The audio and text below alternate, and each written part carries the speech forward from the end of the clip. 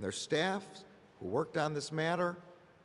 And as well, we are very grateful to be and honored to be joined by members of. Thank you very much for being here. We really appreciate it.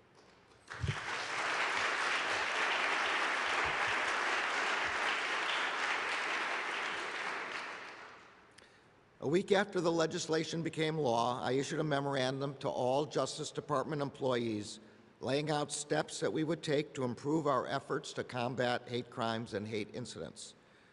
We had originally planned on hosting today's events to provide all of you, our colleagues, partners, and stakeholders with an update on our anti-hate efforts over the last year. We now gather in the wake of a horrific and painful reminder of the urgency and importance of this task. 6 days ago in Buffalo, 10 people were killed, another 3 were injured, and an entire community was terrorized. The Justice Department is investigating this as a hate crime and as an act of racially motivated violent extremism. We are deploying every resource we have to ensure accountability for this terrible attack, to pursue justice for the victims and their families, and to provide support to a grieving community. Last weekend's attack was a painful reminder of the singular impact that hate crimes have not only on individuals, but on entire communities. They bring immediate devastation. They inflict lasting fear. We will use every legal tool at our disposal to investigate and combat these kinds of hate crimes and their collateral impact that they have on the communities that they hurt. The department-wide directive that I issued last year benefited from the thoughtful input of external stakeholders and internal experts, including many of you who are here today. It outlined 4 areas of focus to improve our efforts to combat unlawful acts of hate: improving incident reporting, increasing law enforcement training and coordination at all levels, prioritizing community outreach, and making better use of our civil enforcement mechanisms. As I said at the time, each of these steps share the common goal of deterring hate crimes and hate incidents and addressing them when they occur, supporting those victimized by them, and reducing the pernicious effects that they have on our society. These are not easy tasks. We know the threats we face are evolving and that our strategies to confront them must evolve as well. Addressing them requires making total use of both our criminal and our non-criminal resources across the entire Justice Department. Our relevant investigating and prosecuting components, including the Civil Rights Division, the U.S. Attorney's offices, the National Security Division, and the FBI, are hard at work maximizing their collective tools to prevent, deter, and respond to hate crimes and bias-motivated forms of extremism. I want to thank Assistant Attorney General Kristen Clarke, Director of the Executive Office for U.S. Attorneys Monty Wilkinson, Assistant Attorney General for National Security Matt Olson, and FBI Director Christopher Wray for their leadership and for their dedication to this work. In February of this year alone, the Justice Department convicted the 3 men who targeted and killed Ahmaud Arbery simply because he was a black man jogging on a public street. Our prosecutors convicted an individual who, motivated by racist and xenophobic beliefs about the COVID-19 pandemic, targeted and attacked an Asian family at a supermarket in Midland, Texas. And a federal court sentenced a man in Tennessee for setting fire to 4 separate churches in that state.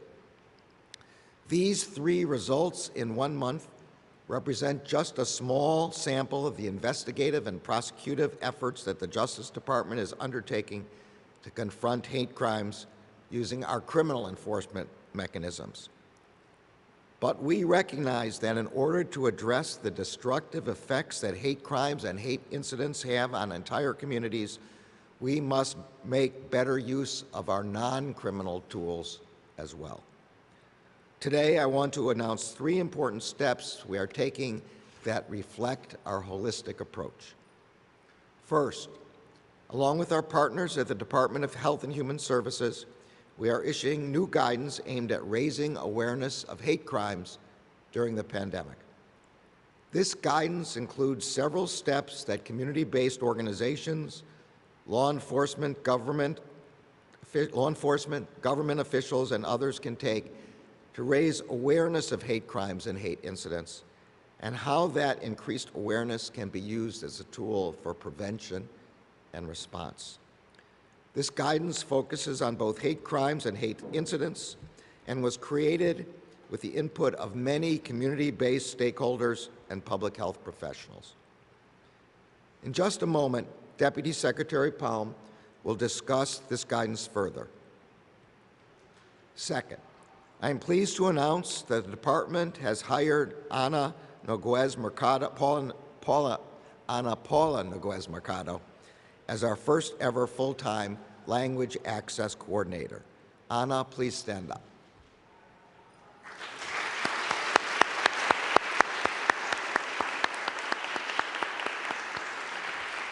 Thank you for joining the team. We know that language access is a major barrier to the reporting of hate crimes and hate incidents. Ana will join our Office of Access to Justice, where she will work to improve knowledge, use, and expansion of the department's language access resources.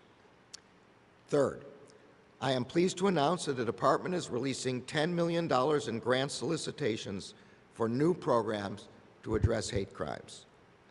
$5 million of this grant funding was authorized under the Jabara Hire No Hate Act. These grants will support better hate crime reporting to the FBI and will fund states to establish and run reporting hotlines for victims of hate crimes. The other $5 million will go to supporting community-based approaches to preventing and addressing hate crimes. I want to thank Congress for providing the funding that allowed us to launch these grant programs. And I want to thank Amy Solomon and her team at the Office of Justice Programs for administering these important grants and putting these funds to good use. Confronting unlawful acts of hate is a matter of moral urgency for all of us here today, and it is a charge deeply rooted in the Justice Department's founding. As I have noted many times before, this department was founded in 1870 in the aftermath of the Civil War with the first fundamental purpose to fight the white supremacist attack on black civil rights after the Civil War. 152 years later, the task to combat hate-fueled violence remains central to the department's mission. We do this because it is our legal obligation, and we do this because it is our moral obligation.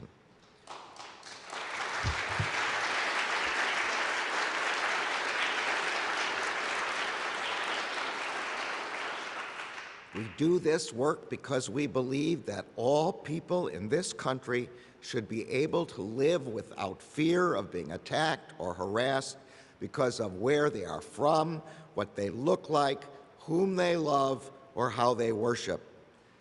Thank you all for being here and for your tireless work and partnership.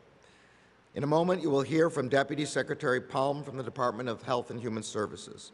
She will be followed by our Deputy and Associate Attorneys General, who will speak more specifically to the steps we have taken in the past year. Before that, however, we will play a short video featuring reflections from the family members 4 people who were killed by hate crimes, but whose legacies will have an enduring impact on combating hate crimes. Thank you to the families of Heather Heyer, of Khalid Jabara, and of Matthew Shepard and James Byrd, Jr. for your important words in this video, And thanks again to all of you who are here with us today.